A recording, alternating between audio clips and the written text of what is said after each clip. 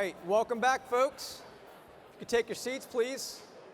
We'll get started with our next session. I hope you all had some fun networking with peers and that you enjoyed the lunch and had some thought-provoking conversations with folks from industry and partners and your peers. Next up, we'll explore the business of building a more resilient government. Please welcome Donald Remy, Deputy Secretary of the Department of Veterans Affairs, and John Tien, Deputy Secretary at the Department of Homeland Security, and Jonathan Alboum, Federal CTO at ServiceNow. Welcome. Thank you again. Appreciate it. Thank you. All right. Thanks, Steve.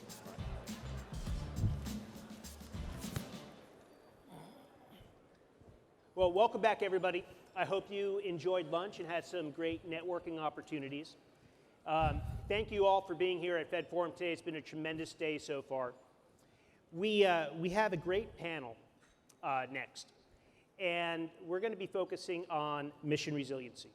As Steve said, my name is Jonathan Alboum, and I'm the Federal CTO for ServiceNow. Before I joined ServiceNow, I worked in the federal government for many years, and I had the opportunity, the honor, to work for the Secretary and the Deputy Secretary at the Department of Agriculture. So I have a pretty good sense of the challenges and the complexities that our panelists face when it comes to keeping their agencies running. So first, I want to thank you both for being here. It's really an honor to have the opportunity to moderate a panel with two deputy secretaries. And I'd like to have you each share some thoughts on the importance of mission resiliency in your agencies, and let us know the priorities that your offices have. So Deputy Secretary Remy, I'd like to start with you. Well, first, Jonathan, let me say thank you for inviting me. It's a pleasure, it's an honor, in fact, to be here with you and to be on the stage with my colleague, John Tien. It is just a wonderful time to talk about resiliency, because as we all know, it's the core of how we deliver on our mission. And we just started this month of March. Some call it March Madness. For those of you who know my prior career, you'd recognize what that means to me. But in the context of our agency, and as we think about what we have to do, we realize that our mission is everlasting. At the Department of Veterans Affairs, we're responsible for providing world-class health care to all of our veteran population, providing timely access to benefits to that same community. And so we recognize whether challenges present that are a pandemic, for example, or weather challenges or other incidents that might arise that would impact what our mission is, we have to be resilient and get through that. Mm-hmm. And so what have we done? We've looked at those challenges and how our agency has responded over time. And what we found is that we can deliver more care and more benefits to more veterans than ever before, using the lessons learned from our prior experiences and understanding what we have to do to move forward.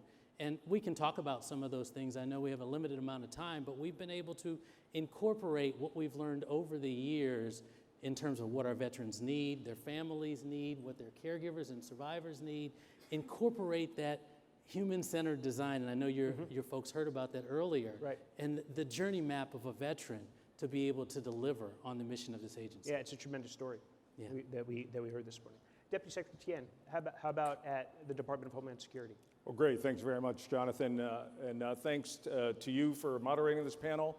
Thanks to all of the folks in this room. Looking around, it looks like a great crowd. I got to look at some of the demographics, where you all come from. I know there's a good set of folks in here, maybe even a majority set of folks who, like Don and I, and in your prior life, Jonathan, as well, are indeed current active federal employees.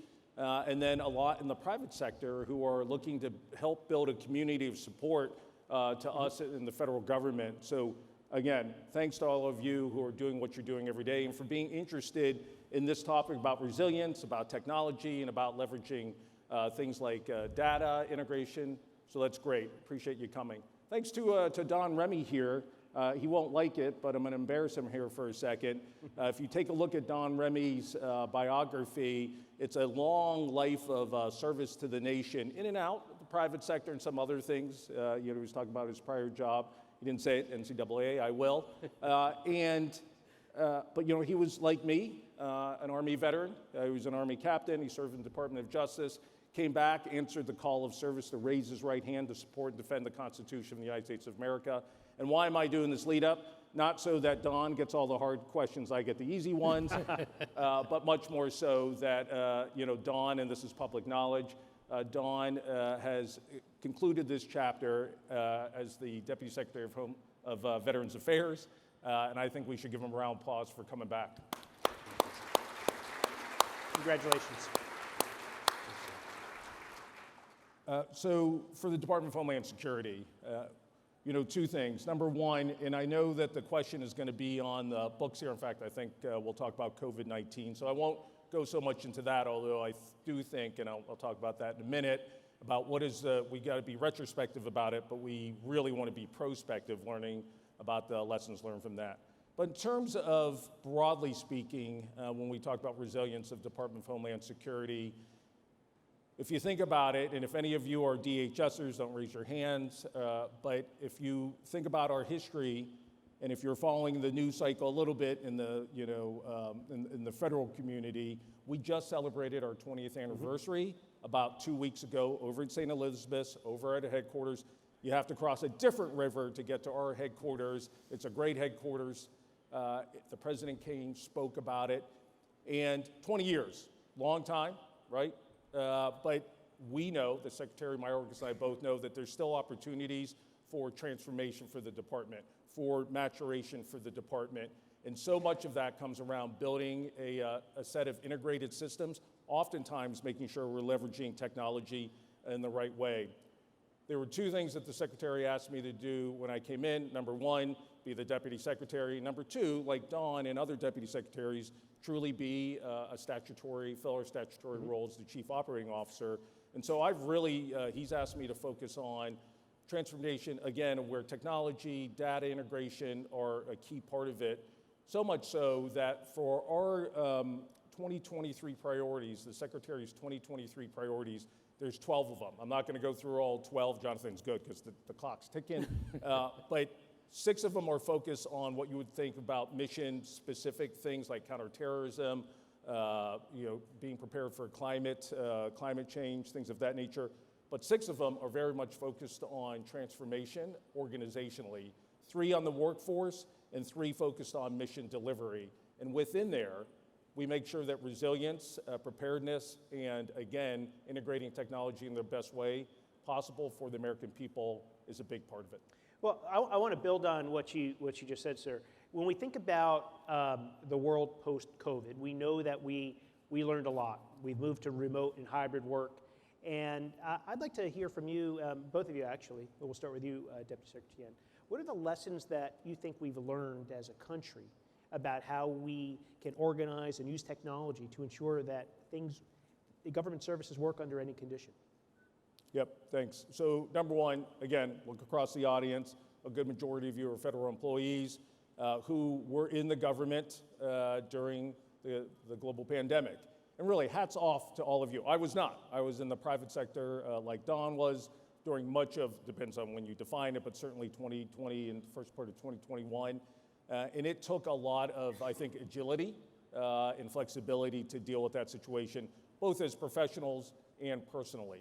One thing, though, when I went back and I looked at how the Department of Homeland Security handled it in 2020 and also 2021 and portions of 2022, what I saw was an organization, and I think this is probably true for a lot of the federal government, that was very proactive the minute this looked like it was happening, in which it started to, and I don't want to name vendors or anything like that, but one of the things they did was said, all right, we're going to go to a particular set of systems that is going to allow us to be not only efficient and effective in terms of how we do things, but also to be safe. Mm-hmm. And I'll talk a little bit about the mission of the Department of Homeland Security in terms of cybersecurity. But one of the big things was we have to have a system that is going to allow us to, if we apply the right kind of cyber hygiene,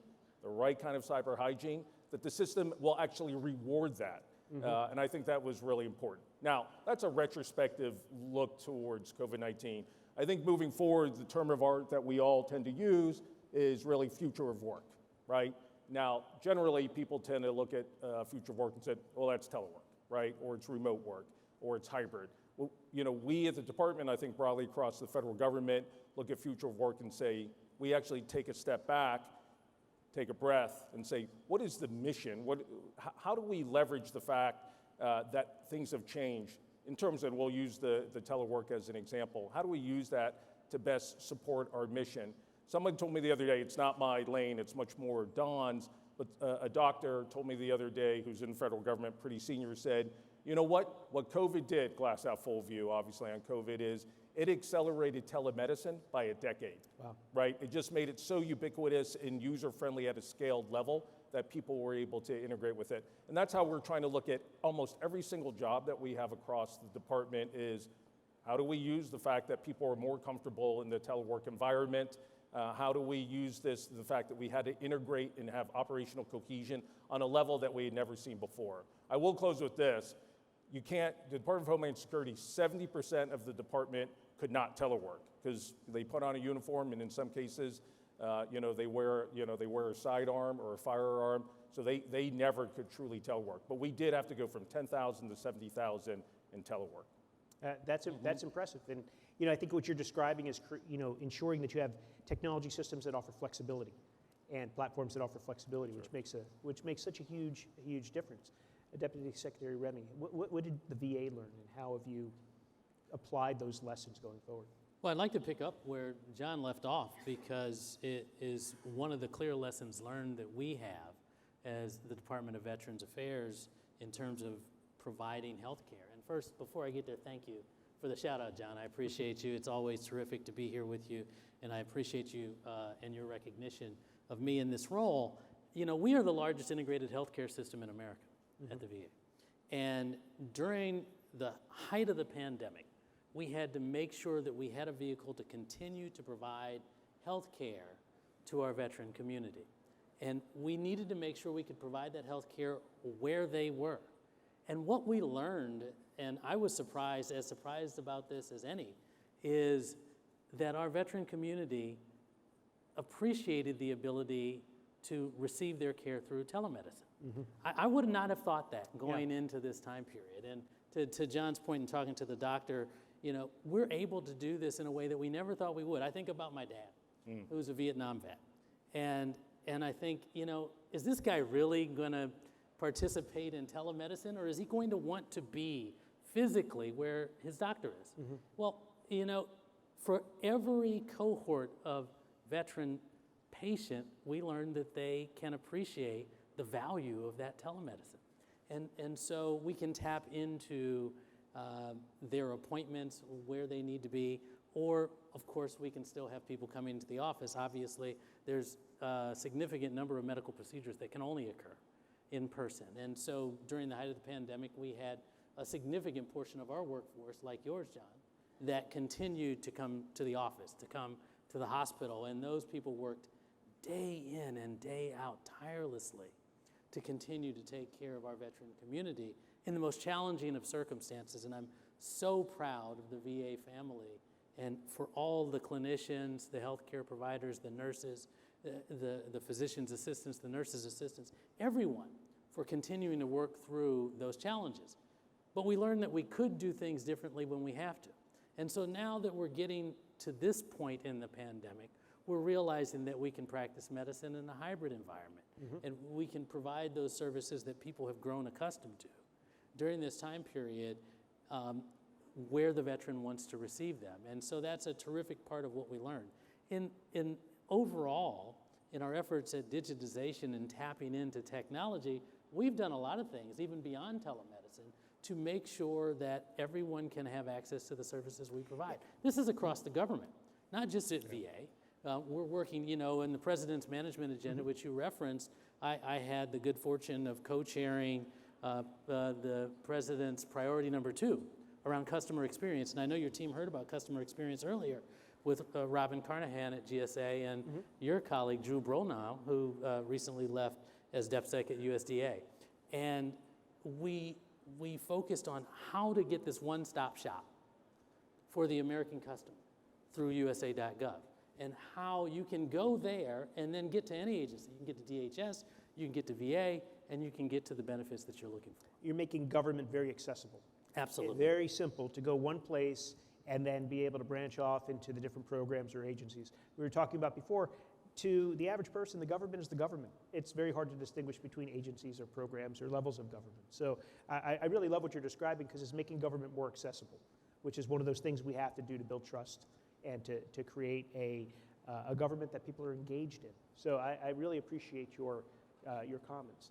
Deputy Secretary Tien, have you seen technology create trust like we're talking about? If you could provide some examples or perspective on that. That's a really great question in so many different ways.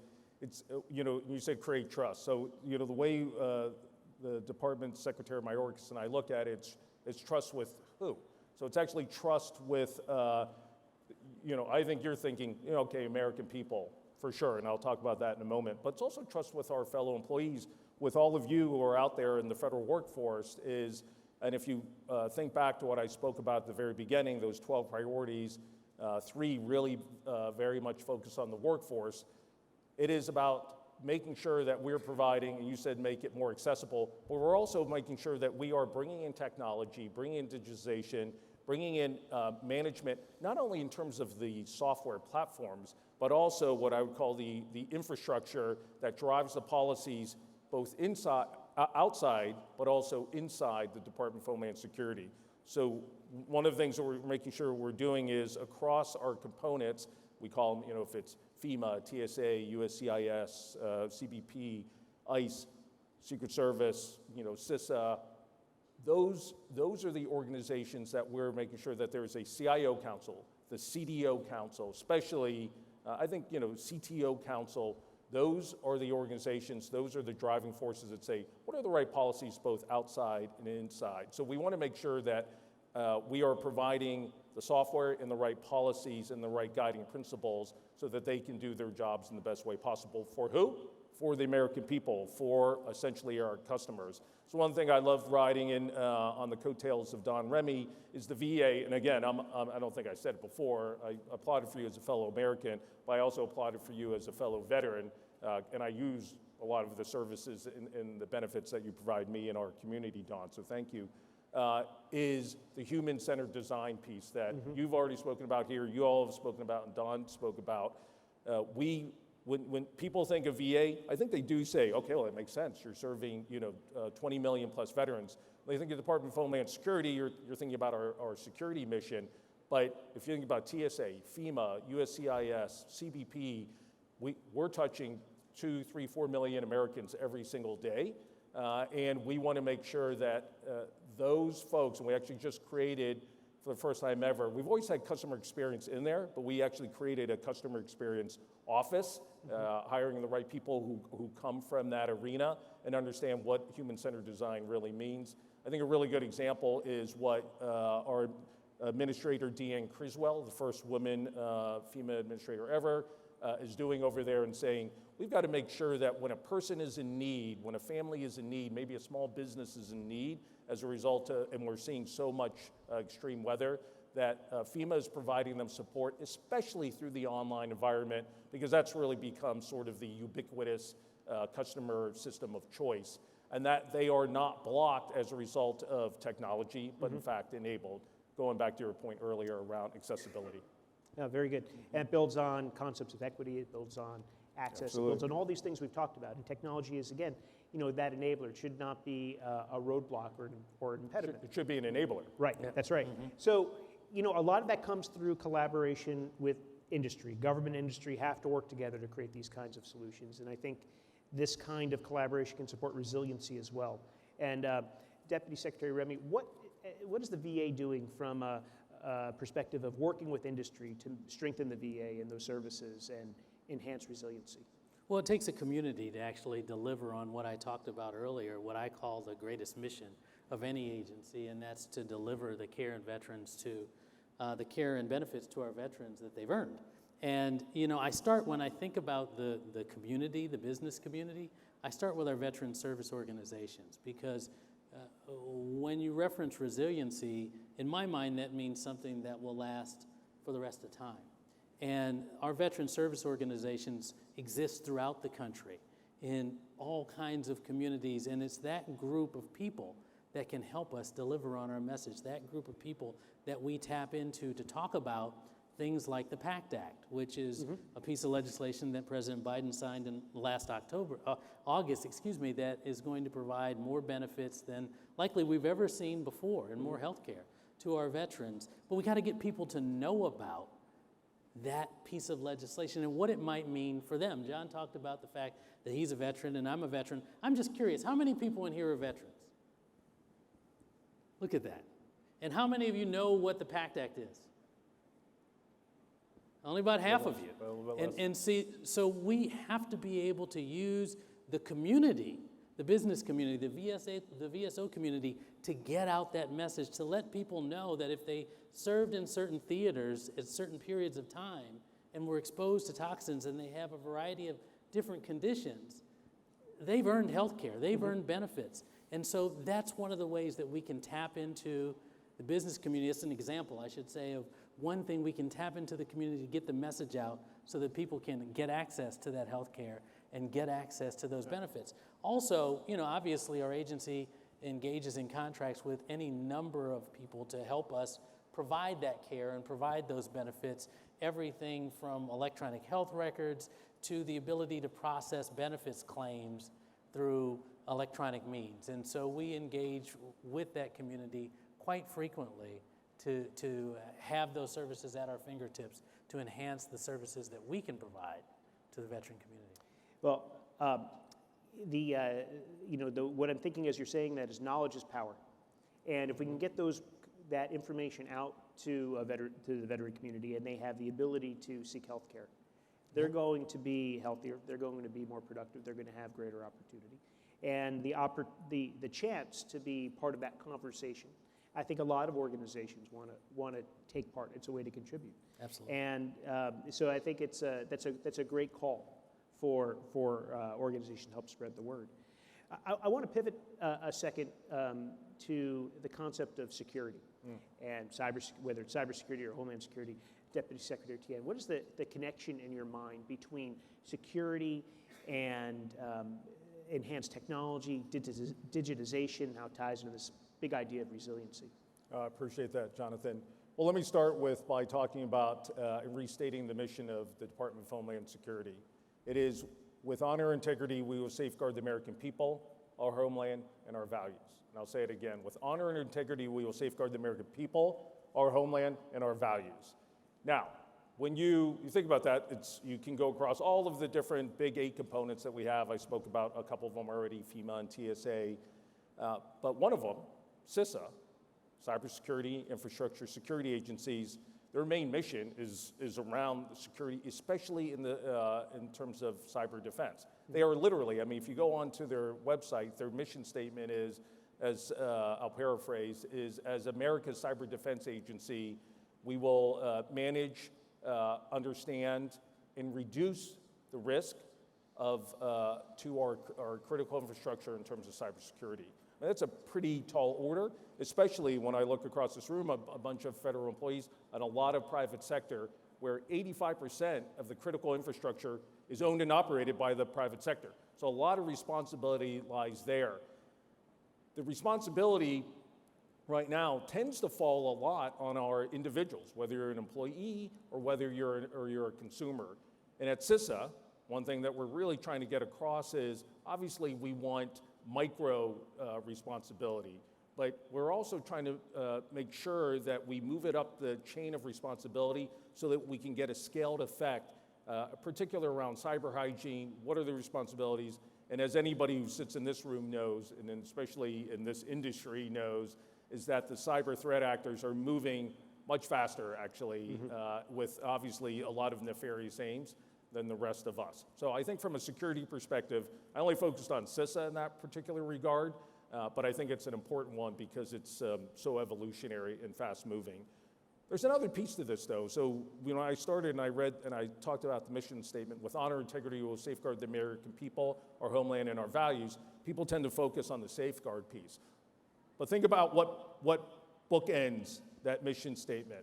With honor, integrity, and values. With honor, integrity, and values. And this is really about the responsibility of the Department of Homeland Security, as with all of us, to make sure that our fellow Americans, your information, your personal identifiable information. Don obviously thinks about this for healthcare as well, but that your personal information, for whatever use it's being used for, you're swiping your ID, real ID, your driver's license, facial recognition, things of that nature, that we aren't just doing it because, well, we feel like we have to do it because there's a privacy law, but because literally it's part of who we are as Americans in terms of the privacy rights of Americans, the civil rights of Americans, and the civil liberties of Americans. So the thing again, there's a lot of safeguard and security in our mission statement, but it starts and ends with honor, integrity, and values. Very good. We're coming to the end of our panel. And, I think we talked a lot about COVID, we've talked about lessons learned and the idea of how mission resiliency builds into is built into some of the lessons learned. And it feels like we have a more responsive government post-COVID. It feels like we have the opportunity to deliver better for citizens.